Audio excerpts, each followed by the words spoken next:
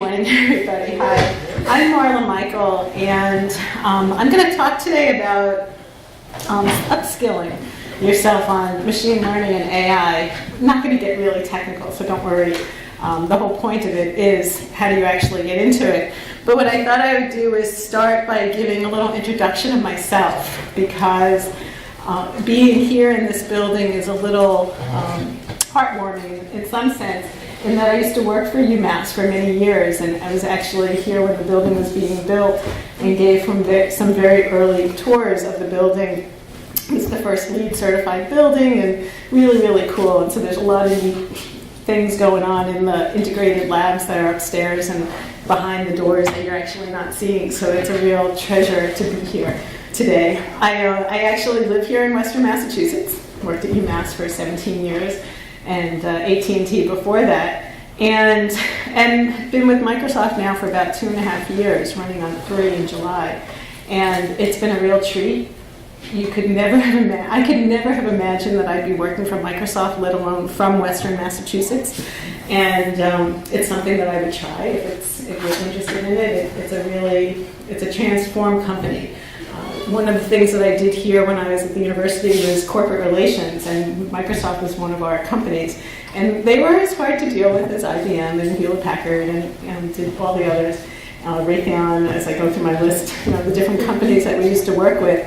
And again, if you had said that I'd be working at Microsoft, I would have been like, you are crazy. And so how did I get to be working at Microsoft? Well, UMass also has an extremely great Center for Data Science. And one of the last things that I did here at UMass before I left was I was working at the Center for Data Science. And we were working to launch it and to get corporate buy-in and partners and all those kinds of things as the whole research strategy was going. And I was able to connect with somebody from Microsoft. And my hiring manager said, "You want to come work at Microsoft?" And I said, "Do not mess with me." and so it had a happy ending. And it's a great place to work. And as it turns out, I started working in the advanced analytics space when big data was big. And we have to get products out that are related to big data. And a couple of years ago, pivoted to artificial intelligence. So I find myself on the AI platform engineering team. My team is responsible for creating end-to-end solution-based training across the platform with the goal of trying to get architects and developers to use our AI tools in Azure. Azure is Microsoft's cloud. Everybody's a lot more familiar with AWS cloud or Google Cloud, IBM's. But we are a pretty formidable player in that space, and hopefully we'll stay that way so I can stay employed working from Western Massachusetts and being the Microsoft chairperson for that.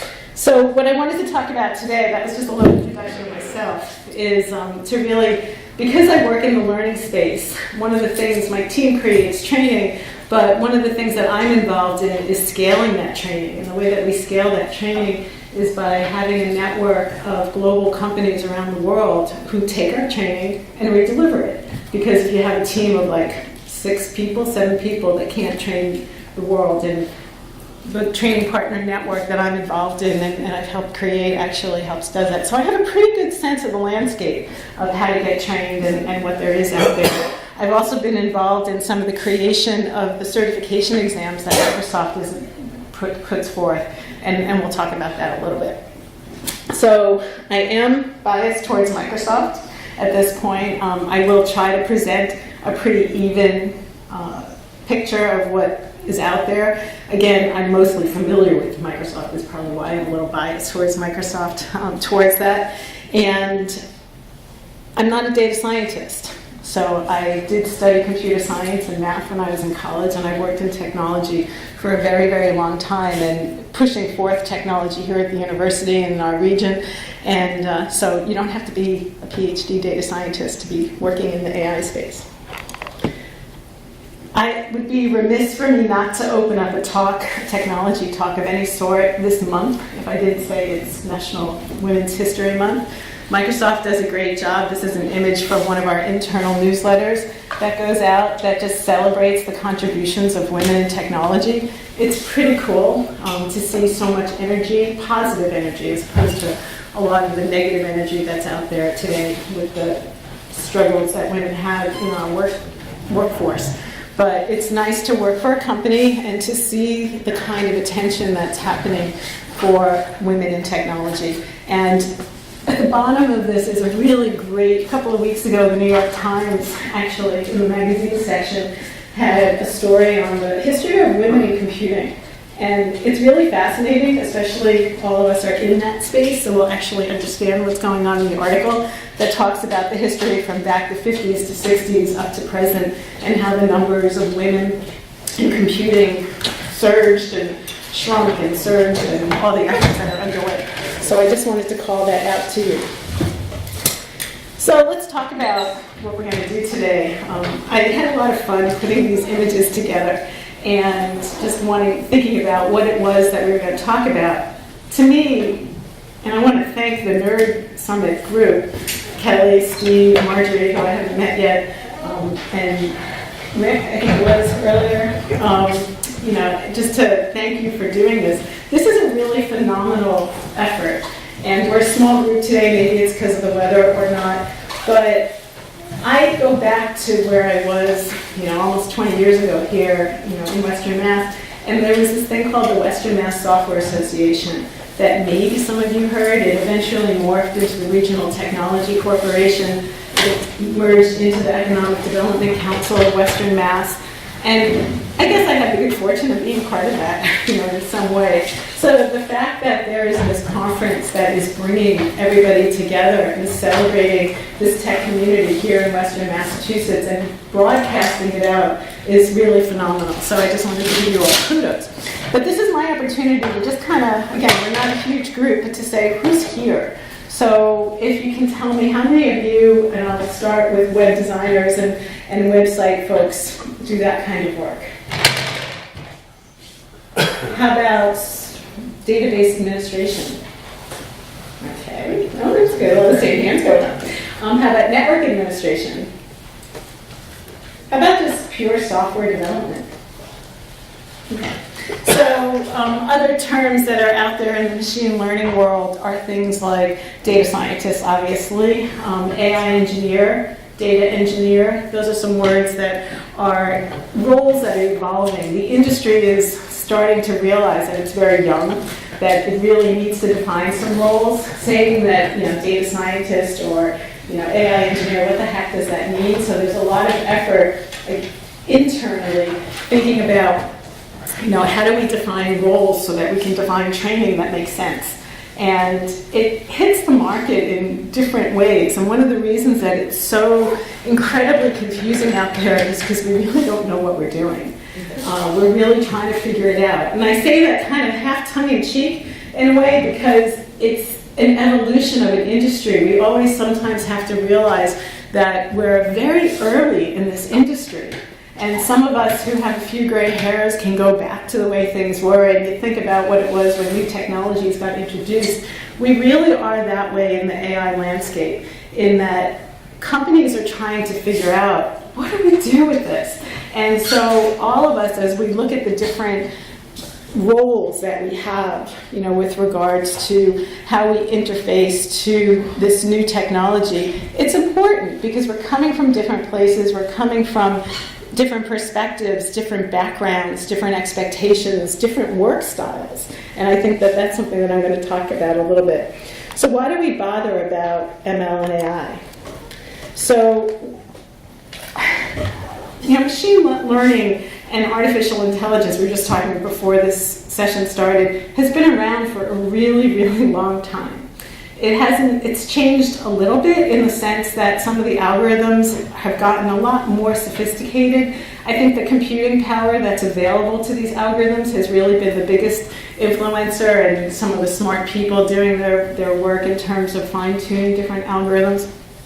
But what machine learning right now is in artificial intelligence is a way of both impacting business processes, which is really a hard part because that's the people stuff, to make better products or to help businesses run better. And that's what we're seeing. So all of you that work in these different spaces will begin to see companies starting to have a new feature in their product that might do something predictive, Or maybe it's going to do something where it's going to be watching the behavior of what everybody's doing and make some recommendations to, where somebody might want to do something like that. It cuts across every industry.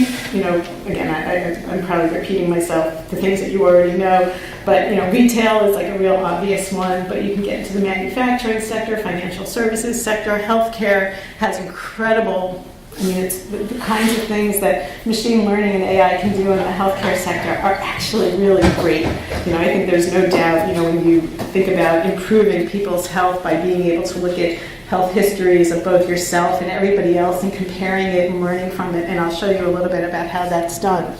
And what's changing this, again, is this need to transform business, this need to understand all of this different technology that's out there so that we can begin to do more. And the other thing that's starting to happen is this word democratization. How many people are familiar with that word? It's kind of a funny word, right? To me, what it really means is simplification. How do we make it so that it's not something that you need a PhD for to be able to do? And there are different tools that are coming out that will actually help that. Because I remember a couple of years ago when I was here at the Center for Data Science, Microsoft brought a course on Azure Machine Learning. Azure Machine Learning is our platform for all of our different tools in the ML landscape. And I'm going through ML Studio and trying, and I'm like, yeah, but why should I use that algorithm? And I'm asking all these totally nuts questions because, as I said, I'm not a data scientist. And I said, you know what, in 5 years, I bet I'm not going to have to know all of these different algorithms. It's just going to kind of tell me what is it that you want to do. And lo and behold, we now have this thing, and it's not just Microsoft, called Automated ML, which is very young. It's very, very early, but it basically does it for you. And so we're going to see that. So I predict, Marla's predictions, is that this huge number of data science and AI programmers that they're predicting are never going to be filled is accurate. But I think the number of what's needed is actually going to shrink because using AI is ultimately going to become about writing an interface, or writing an app or something like that. Sure, there's always going to be the people that are working under the hood to make it a little bit better, but I think that that's kind of where we're headed. So you're not supposed to be able to read this. This is a slide that covers the landscape from 2018.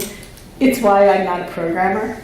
It's because I cannot even begin to fathom understanding all of the different tools. So I tip my hat to all of you. I'm a program manager, so I don't write code anymore. But the number of things that you have to, as a programmer in the AI space, to keep track of is mind-boggling. And you have to be continuously learning, whether you're doing it online or whether you're doing it in a classroom, whether you're doing it meetups with different people. It's really phenomenal. So I love people that love to code and love to get their hands really dirty with this because I don't. But it's really overwhelming. But what you do see from this particular slide, maybe if you can get that far, is you see there are a lot of different vendors. There's also the open source. So there's people doing things in a proprietary manner. There's the open source world. There's startups, big companies, small companies. There are consulting companies. So there's, a huge, in Microsoft we use the word partners, but they're really consulting companies that are building incredibly, I think, Cognizant has something like 2,500 data scientists around the world. That's like a huge number if you start thinking about it. And so you begin to see that the landscape out there is really crazy. And no wonder us thinking about upscaling can be really intimidating. Where do you start? What do you actually do? And hopefully what I'll try to do today is give you a really little roadmap in terms of at least how to get started so it's not so overwhelming. Are there any questions? Okay. And I'm keeping my own clock, and we should have plenty of time. So here we go a little bit into machine learning data science. So what I want to call your attention to is what machine learning is basically. It's like taking a lot of data, having a problem to solve. So let's start that. So there's some business problem that you're trying to solve, and having a huge amount of data. It actually doesn't, it should be large. The larger the data set, the better the outcome is that you're going to actually have. But data can be all over the place. So let's just say data, big data. And then you need to say, well, let's make sense of this data. And the term that's used in industry is data wrangling, data prep, data, what does this one say? Data acquisition and understanding. So there's a lot of different terms for basically deciding what it is, understanding your data. Because once you this is like basic, right? So I don't really need to go through this, but basically, once you kind of have a sense of what your data is, what all those different columns, we always resort to rows and columns. Once you have a sense of what all those different columns are, you can begin to put together what kind of predictions do you want to make, what kinds of things do you want to learn from this, and sort of go forth from that. In Microsoft, we use this team data science process, but all the other vendors, it's just a process. It's pretty much the same thing. So we're going to take our data that's, do you actually see the mouse? You don't see the mouse. So you're going to take the data in the data acquisition and understanding, and it might be on-premise, it might be in the cloud, and you have to figure out what to actually do with it. And the data scientists are actually going to build some models based on this. And they have a suite. There's the cheat sheets that exist for data science are pretty humorous because they almost all look like that previous chart that I showed you. And I have one more that's going to make you laugh. That at least makes me laugh. And they're huge cheat sheets in terms of when to use what. When to use what. Which algorithm, which data storage space, what's the circumstance, for where to go. Oh, wait, I'm using TensorFlow and now I want to go do something. It's like, how do I cross-reference things? And it is true that you can't have this all in your head, that you actually have to have these cheat sheets, but you're going to start to build your models. And that's the big part of the data scientist, of what they're doing. Because right now the data scientist has that technical knowledge, and it's a lot of statistics. So it is a lot of understanding statistics that usually when you start a data science program, you just have to brush up on your statistics. And ultimately when a model gets created and it will eventually then get tested, it's how well did it do?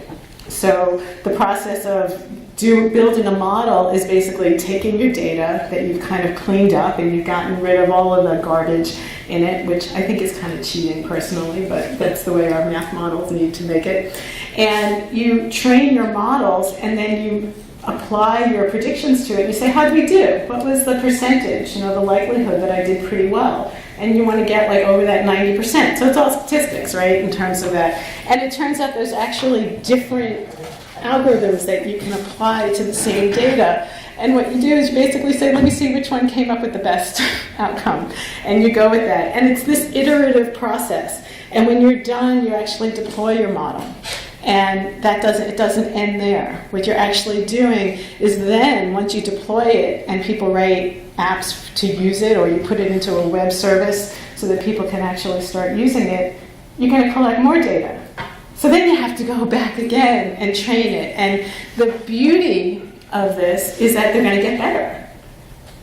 The challenge is that if you don't go back and train it, it's going to stay bad. We had, I think last year, I heard that there was an evangelist here from Microsoft that shared some really cool kiosk face recognition kinds of things. And that demo has actually just recently been updated, but it was staying the same for 3 years, because the way things go. And it's a really cool demo. Not the one probably that you saw, but this other demo where you go and it would take a picture of your face and it would predict how old you were and your gender. And that was basically it. It was a very early demo. It has run into a lot of issues with bias and things like that, and that's why it's been fixed.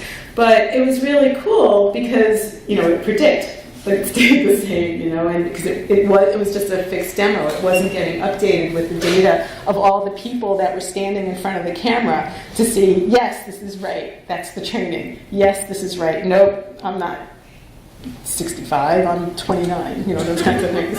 And it was actually, it's fun to stand in front of those things. Do I really look that old? So you kind of get through it. So again, my main point here, not to delve too deeply, but just to say the data science process, data ingestion, right, in different forms and cleaning up, data model building, and then deployment, whether you're deploying it on-prem, to the edge, somewhere else. And there's a lot of different parameters within that to tune it based on what your client, your customer, the problem that you're trying to solve is all about.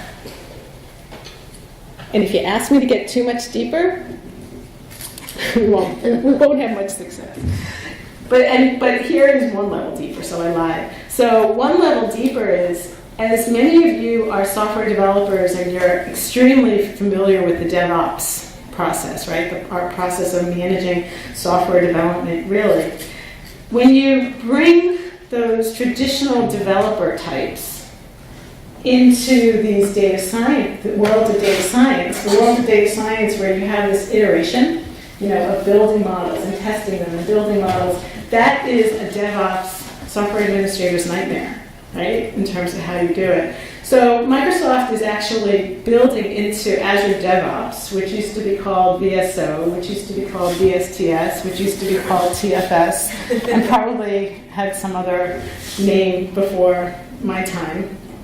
And you bring these people together and they clash, typically, because the data scientists are like, well, we're just used to doing whatever we want, we'll just push code and keep doing it. And the DevOps person is saying, oh no, you don't, you're working with production code, don't you dare. And so there's been a lot of work to build bridges with our traditional DevOps people and our data scientists, and new terms are starting to emerge, again, because that's what we're also good at, AIOps. So it's kind of an ugly term, DevOps at least makes sense of something, but AIOps is emerging. And what you see around this is that in the center is that machine learning process that I just talked about, that the data scientists are involved in, surrounded by the traditional DevOps, and they're doing a lot of automation. So when a data scientist pushes new code for a new model, it's automatically kicking off the CI, the continuous integration, continuous deployment, continuous development cycle. So it's going to be a little bit more automated. So that's our data science overview and machine learning and AI overview. And the reason that I went into that was really to just give the context of why that earlier slide was so complicated. And there's a lot going on. Each of these different boxes has like probably 5 to 6 different options of what you can do. And that's why that slide looked so complicated. And it gets even worse when you actually start talking about different industries. You start talking about government kinds of solutions where you can't go into the cloud for certain things. You start talking about internet on the IoT devices. It's an order of magnitude different, and the amount of data that people are dealing with is very different. So let's talk about the learning journey. So I tried, oh yeah, sure. Can you go back one slide? I just have a quick question. I can try. What is inference data? Can you go back? This one or this one? Yeah, so before it goes into data prep services, which is labeling, feedback, and drift, what is inference data that comes out of the model, it looks like? So, this was conceptual here. So my understanding is that part of what this is showing is that they're trying to keep track of different things that are going on with the data. So what are the guesses? What are the things that are going to make it so that ultimately that makes it better? Continual learning. So they have to keep track of logging. Yeah, I'm not really sure. I mean, okay. I really shouldn't start talking too much because I'm going to mislead you. I'll Google it. Well, I mean, the other thing is this is kind of new. So this is a view of, it's kind of hot off the presses. Is it what was learned? I believe so, yeah. All right, that would make sense.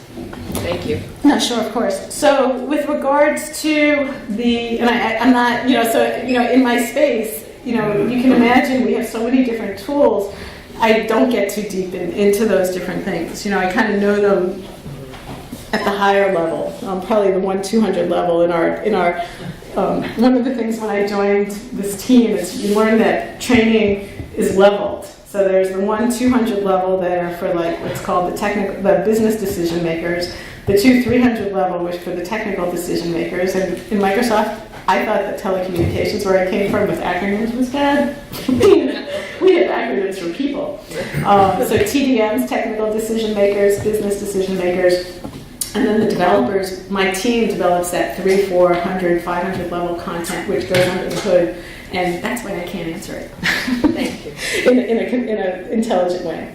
Okay, this part I can answer. So I'm going to try to walk through just a few minutes of designing a learning journey, because if I hopefully have convinced you of one thing, it's the fact that it's really complicated out there to figure out what it is that you want to learn. And I'm trying to, I deal with questions constantly from people saying, what's that learning path? What's that learning journey? What should I know? What are the prerequisites for a particular course? How do I get that? And these 5 steps, I think, are really a result of a lot of those conversations that I've had. And the answer is it depends. And it really depends upon what it is you're looking to achieve. There is not a shortage of training content out there. There's training content that's at that 100 level, at that 200 level, sometimes at the 300 or 400 level. It's hard to get, but ultimately you have to decide how much time are you willing to put into it, what are your objectives, what are you trying to do, and I'm getting ahead of myself, but that's what it is. So, we have 5 steps here that I'm going to walk through. You can see they're very, very simple. This should not be brain science or data science. But at the same time, I think it's just sometimes at least managing our expectations about what's out there and what we can do, and think about where we're coming from. So one of the reasons that I started with that big word cloud, it's really important to think about what you know and where you want to go. And that's kind of the first thing with self-inventory, is we all have different experiences, especially if you're not fresh out of college. And even the people that are right out of college have an amazing amount and an amazing breadth of things that they're exposed to. So doing that self-inventory when you're trying to think about upskilling into machine learning and the AI industry, if you want to call that, is really, who are you? What are your strengths? What do you do well? You don't necessarily need to know everything. I think that that's a hard pill to swallow with regards to this space, because it's actually going to change. But, understanding, do you feel like you want to go for an academic degree in it? There are a huge, UMass has certificates in data science and machine learning, and any way you can slice and dice computer science to put a certificate together, they have it right now. And it's very good. I mean, if that's what you're looking for. If having academic credentials is important to you, well, that's kind of a decision that you're going to make. But understanding where you come from. I have a computer science and math undergraduate and software engineering master's. It's a little old, so when I came back into this space, I had to do a little brushing up on certain things, so at least I could use the word semi-intelligently, if not being able to get as deep as I wanted. So I think this kind of makes sense, right? Just understanding who you are. The next thing is, as I'm saying, is, what is it that you want to learn? Are you looking to become a data scientist where you're going to start building the algorithms, or are you looking to just use them? Do you want them? Do you want to know the tools? So one of the biggest debates that goes on constantly when we talk about learning inside of Microsoft is, do you want to know everything there is to know about the data science process, that I was kind of going through earlier, or do you just want to know how to use AML Studio, AML services? I'm writing a web app and I need to attach to it, so just give me the interface and we're going to be done. And usually that's not quite enough, right? Because you can't really just connect to an app if you don't really know what's going on there. And of course, with all of our security and privacy things, when we're talking about data, you need to know a little bit about what's happening and does it have the right compliance. So, that's something that's real important. The last thing is from the vendor perspective. So one of the things, like I said, I've become a little bit of a Microsoft proud person, right? Again, I could never have anticipated this, but the degree to which Microsoft has embraced open source is really cool. People had Macs at Microsoft. You would not have expected, that would be unheard of. iPhones are I don't want to say the norm, but we know what happened to the Windows phone. But it's cool. It's cool to work in that environment. But you as practitioners, as you think about this space, it's also really important to think about, do you want to be vendor agnostic, or are you willing to go deep in a particular vendor? And it's not not a bad thing to go deep in a particular vendor, because some of these big vendors have very deep customer and partner pipelines. So it allows you to be, really good at something as opposed to a generalist. So this is the other slide that I just had to put up here, because this is somebody's, I think I attribute his learning path. And it doesn't even get into the AI space much. And again, this is somebody who was interested in learning end-to-end what was going on with regards to data science. And you can't read it, and so I apologize, but you get the point. And each of his little stops on his subway map, and we use subway maps in Microsoft to understand learning paths, right? Because it's a good metaphor, and it kind of helps you build knowledge from one place to the next with the ultimate destination. And you can search, and find these things on the web as well. What I pull from this is the fact that some of these subway paths don't connect. And I'm like, oh my God, so just shoot me, right? If you're trying to learn something. So I just, some of them are better than others, but this one is pretty comprehensive. Each little node is in this particular case, a really detailed sense of what's going on, and probably our inference detection is probably somewhere in there. But I just needed to show that because I laugh every time I see this, and I thought you might too. So the next piece in our putting our learning journey together is why. As I mentioned, what's the point? Do you have a customer that you really have to do something for fast? Do you just want to build your own knowledge because you're that kind of learner, curious person that wants to get somewhere? Or are you looking for credentials? With this whole notion of certification and credentialing, how many of you hold certifications for different things? I'm just kind of curious. And why do you do it? Go ahead. I'll repeat it so it gets recorded. I thought it was fun. You like the certification process? I learned a lot, and I learned a lot about how different people try to teach the topic. Interesting. So he learned how people taught it was interesting about the topic and how people actually taught it on that. So certifications are something that are double-edged, right? Because usually when a certification exam is put together, it's to test you on your ability to do something. And it might be multiple somethings, so it's a grouping of somethings. Microsoft is moving to a role-based certification, and we have a hybrid certification right now where you might get certifications for database administration in SQL. And we have a couple of new certifications in the ML and AI space, so we'll have a certification that actually it's out now for the data engineer. All that data prep and knowing all those different databases and storages and how to interact with them. We have a new certification on AI engineer, which is more of an app developer type perspective. Somebody who's going to use cognitive services. You're trying to write a service that can recognize faces, for instance, or a service that can read documents and make some intelligence out of it instead of just OCRing it, but bring it together and make some decisions. So there's an AI developer, and then there's a data scientist, a whole other set of skills that somebody needs. And the certification path, it's interesting that you see it because it was interesting and it was something to learn and you had somebody teaching you. You could do it online too, you can prepare online as well.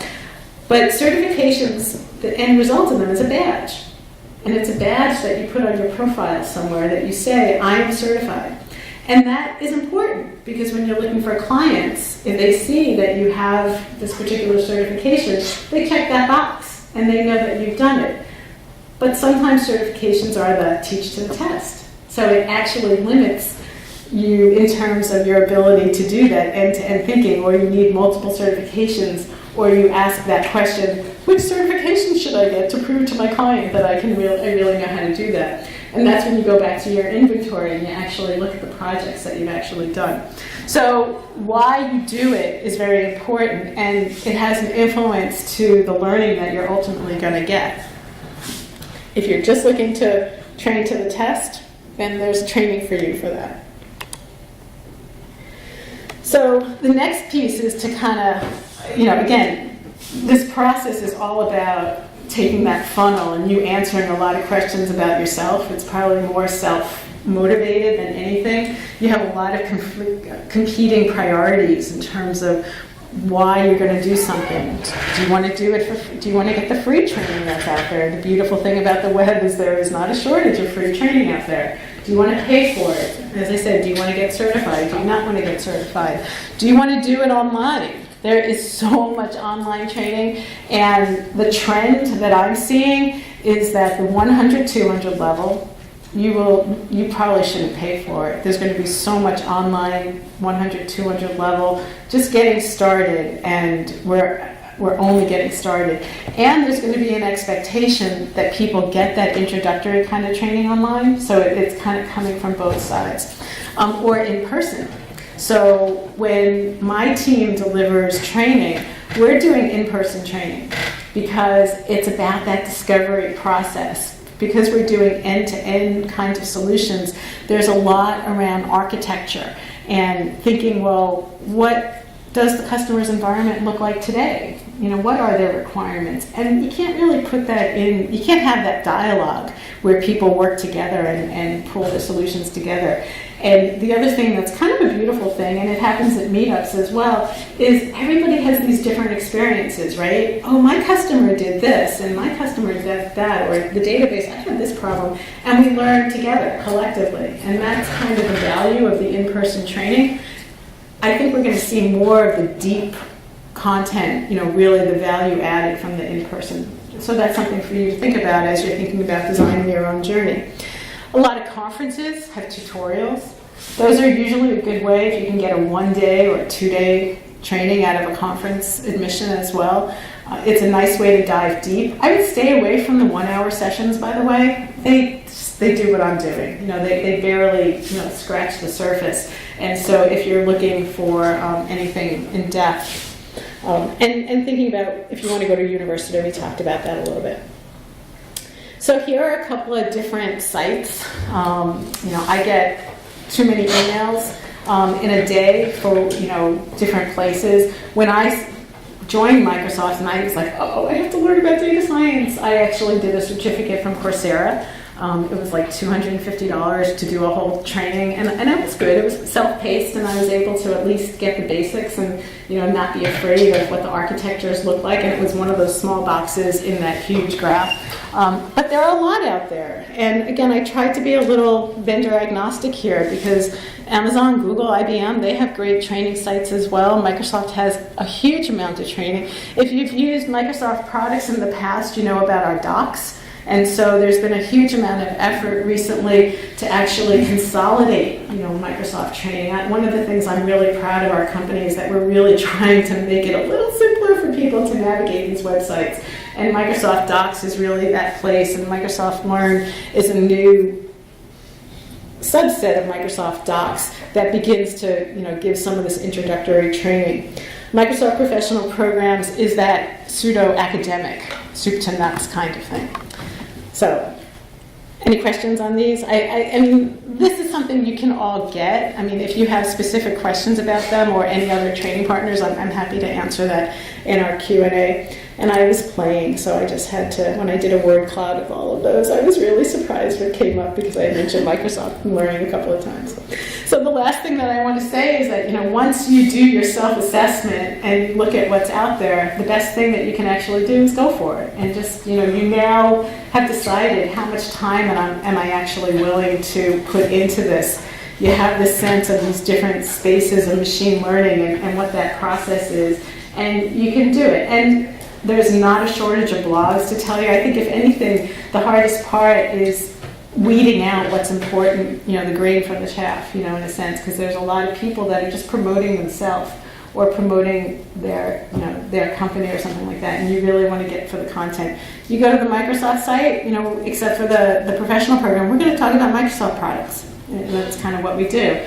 Similar for Amazon and Google. If you want just data science generic, go to a university. You can spend a lot of money on a training. I have some training partners that charge thousands of dollars for a week-long machine learning immersion. that might be a little much, but you're getting some really good people and maybe a community. And there's different modes all over the place. There's a lot. Some of those training companies were online only. Data camp.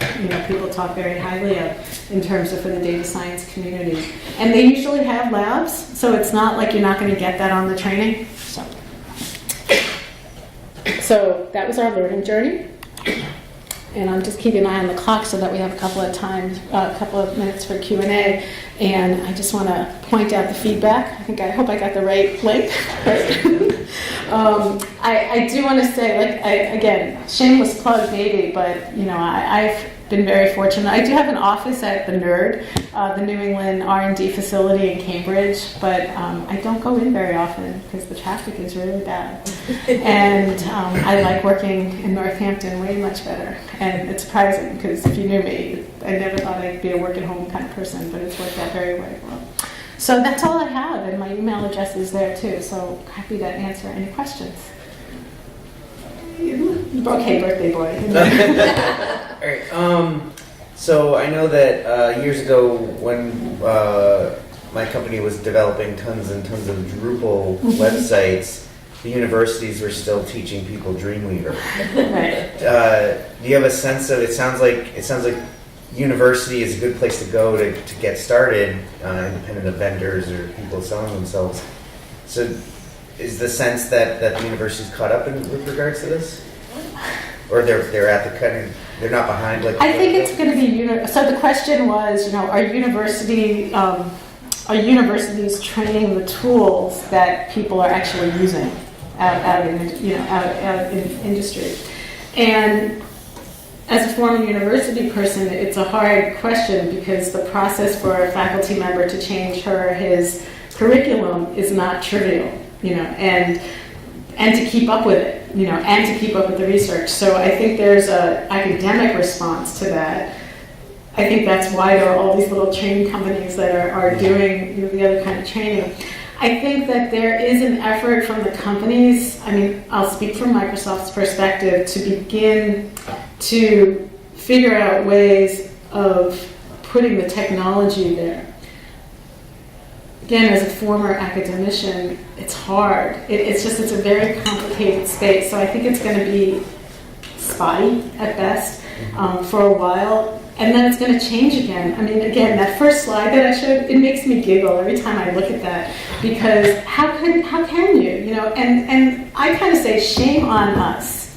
The open source is amazing and it's wonderful, but it has also propagated that messy architecture, and it's overwhelming. So I don't think, maybe in pockets, I think there'll be some universities that do it. I think higher ed is changing as well too, with regards to having more certificates and the continuing ed and the different tracks.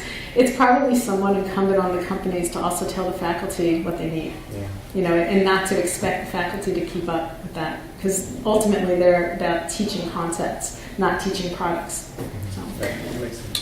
Marla, you mentioned earlier bias, and I know that unintended bias is like a really big concern with machine learning. I was just wondering, as part of the Azure platform, is there tooling to try to prevent that? Is that on your roadmap? Oh, sure. No, I think the question was, as we talk about bias, is there tooling within the Azure platform to handle bias? So just to take a half a step back for people that might not appreciate, that process that I was talking about, all that data prep and how you look at it and then you build your models? Well, depending on where your data is coming from, so if you do that facial recognition and you're always looking at Caucasian people and then somebody of a darker skin comes into the picture, what's going to happen? You think about how your data's been trained and your models have been trained, what's going to happen? And that's how bias comes into play. That's a really simple example of it, but you can imagine different scenarios. People talk about using things at borders, and things like that, and based on names. And we have a lot of discussion. There's a lot of email, we believe, inside a company the size of Microsoft. So absolutely. AI, ethical AI is a huge endeavor that usually every project that Microsoft starts to build and our products build, has ethics in it from the start. And making sure that, bias is not, and we've gotten caught, we've pulled some things because, and there were a couple of examples a few years ago where I think it was before my time, but we put something out there and the bias was so awful that we pulled it. And I think we take it really, really seriously. One of the things that Microsoft feels that it distinguishes itself from some of the others is that we're just a platform company. We don't do anything with it. So it's really incumbent upon us to be extremely bias-free and, the data compliance and all that kind of stuff. So one of the things you said early on is about how AI and machine learning is for business. And when you were talking with Kelly and he's asking about it's all about preparing people for business. And as I'm still a cockeyed idealist, I believe that education is about people, not about business. And so I'm wondering, have you seen people using or having fields where AI and machine learning is about people and improving people's lives and about maybe cities and social it's all about ills? people. I mean, when I say business, it's about business processes. We have a couple of initiatives, AI in healthcare, that's about people. AI for good. Is it about people or is it about insurance companies and hospitals? Well, ultimately, it's about care for people. The healthcare ones are kind of, but they go together. I mean, I think if our institution. So the question, was, is AI about people, as opposed to just the business processes. I mean, there's two pieces. One, Microsoft we want people to get into the cloud. We need the revenue, right? To kind of keep it is about that. You can't deny that. But that doesn't mean we have a very big initiative called AI for Good, where Microsoft is working with non-government organizations, the United Nations, to figure out how can you bring machine learning models to solve problems from immunizations and healthcare, public health kinds of issues. How can you begin to bring it to all of the GIS data, location data for things, to help animals that are endangered? We've done a lot of different things with that. There's a project that I remember seeing on tracking trash in the oceans. So, and there's a lot of different things. And the training part is people have to go in and say, I saw it, something like that. So don't be so cynical. I mean, I think we have to be mindful, and I think that all of us as technologists in this very early stage of AI and machine learning need to be diligent, and we need to make sure, because it is scary. When our machines start getting as smart as they're going to get, I think there's reason for pause, but I don't think it should be all cynical. Now, there's some really cool things. There's apps that are helping blind people walk in the road and see what's going on, and if you do some searches, it's really cool. Really cool. For example, last week I attended Roots Tech, which is a genealogical conference in Salt Lake City. Oh, cool. And heard a presentation by some folks from Brigham Young University on using AI to read old documents that are handwritten, because there are a lot of human transcription errors, and so the machines get smarter and smarter, and you're able to read a minister's notes from the 14th century, or a priest's notes from the 14th century, and translate that into something that is meaningful genealogical data for people who are looking for family history. Yes. And so there's that is one example of the kind of blending of AI with historical research and with very personal connections. And I'll end on just a last note. So when we have a lot of Skype, online meetings and things. The cognitive services that you're talking about that are doing that handwriting recognition, and it's not just the recognition, it's the understanding, which is the machine learning part. And we have things like, if I was giving a talk at Microsoft, you could see up here real-time text translation for people that are impaired. You could do sentiment analysis where you could see how many comments people are writing while you're doing. I mean, those are very people-centric, and the goal, if you actually look back at it, is to get better and do more. So, okay, well, thank you very much. Thank you.